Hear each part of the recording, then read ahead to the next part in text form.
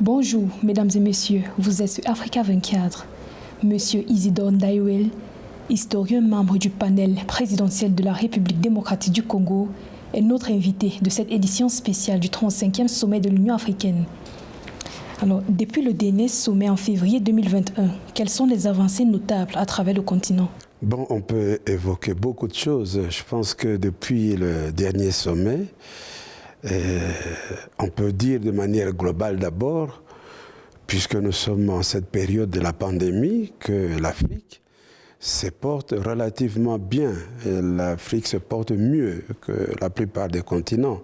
Donc cette capacité de résilience africaine est à saluer, non seulement parce que nous avons accepté et nous avons adhéré massivement à la vaccination, mais parce qu'il y a aussi tous les efforts qui ont été faits localement en Afrique pour résister, parce qu'il y a tous les savoirs endogènes qui se sont intervenus, qui ont aidé à ce que les Africains tiennent le coup.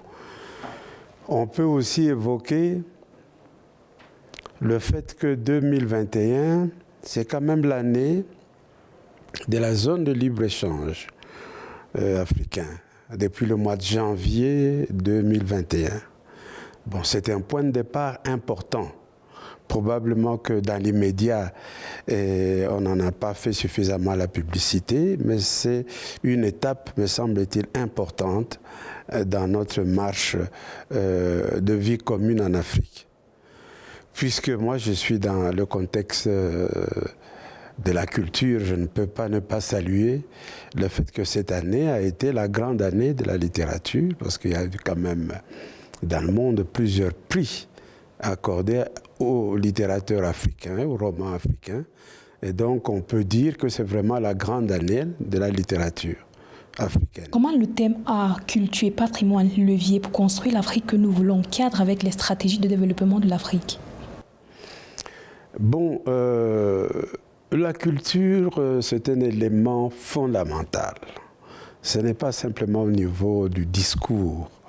On peut rappeler ici ce que Senghor avait dit, la culture est au début et à la fin de tout. Et je pense que cette phrase est fondamentale. La culture n'est pas simplement l'activité à mener lorsqu'on a résolu ces problèmes de subsistance, ces problèmes logistiques et autres. La culture intervient même dans la façon de solutionner ces problèmes.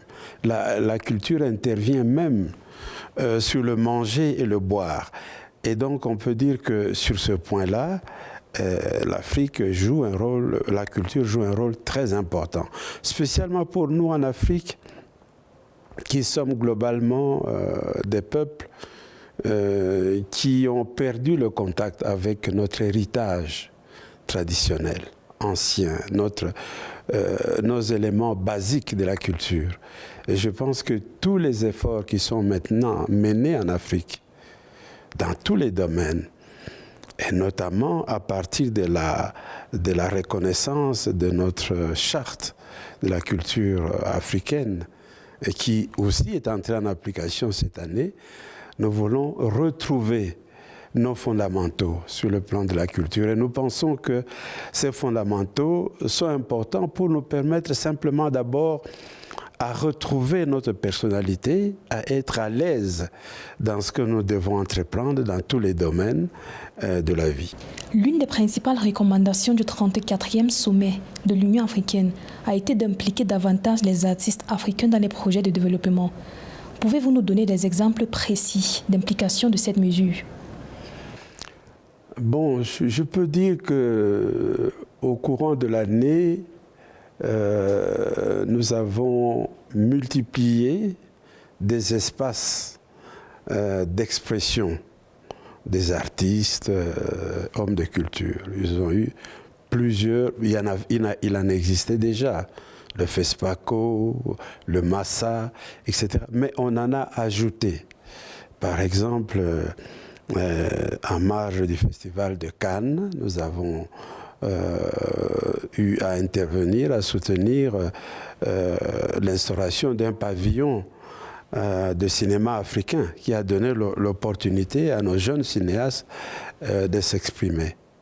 Et par exemple, à Kinshasa, on a dû commencer une expérience d'un festival panafricain pour donner justement aux artistes de toute discipline d'avoir l'occasion de s'exprimer. Donc il y a là beaucoup de choses qui ont pu être faites. L'Union africaine soutient l'idéologie selon laquelle la culture est un vecteur de croissance. Quels sont les exemples qui donnent raison à ce courant de pensée? Bon, des exemples concrets, je reviendrai sur ce que j'ai dit en ce qui concerne tout ce qui relève du patrimoine. Nous sommes aussi à une grande époque où le patrimoine a toute son importance et prend de la valeur. Nous l'avons négligé et minimisé pendant de longues années. En fait, nous avons finalement adopté des patrimoines d'origine externe. Et le fait maintenant de travailler davantage, grâce d'ailleurs à l'intervention de l'UNESCO aussi, où notre patrimoine matériel, archéologique, est mis en valeur, mais également le patrimoine immatériel, comme cette année où nous avons vu que même au niveau de la gastronomie, le tchéboujen est considéré comme un élément de valeur sur le plan culturel, mais aussi la rumba avec toutes ses variantes est aussi un élément important. Donc en cela, nous sommes dans une trajectoire qui peut dire que l'Afrique reprend de l'initiative dans ce qu'elle doit être, dans ce qu'elle aurait dû être depuis toujours, mais dans ce que nous devons être. La culture n'étant pas figée, est-ce que l'Union africaine prend en compte l'essor de nouvelles formes d'expression comme faisant partie de l'identité culturelle africaine? Évidemment, parce que quand on parle souvent de la rumba, comme si c'était un élément figé, unique.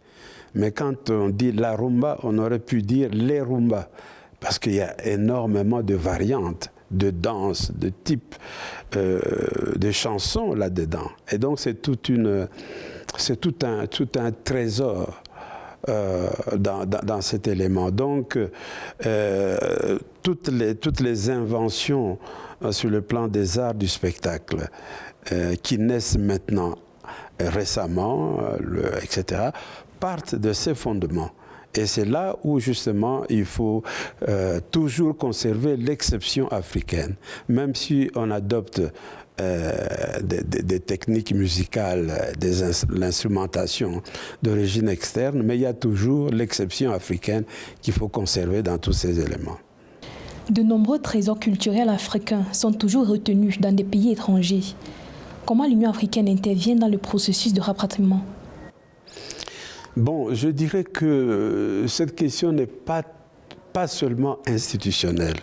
C'est aussi un problème lié aux différents États membres et j'oserais même dire au niveau même de chaque groupe de pays avec l'ancien pays colonisateur.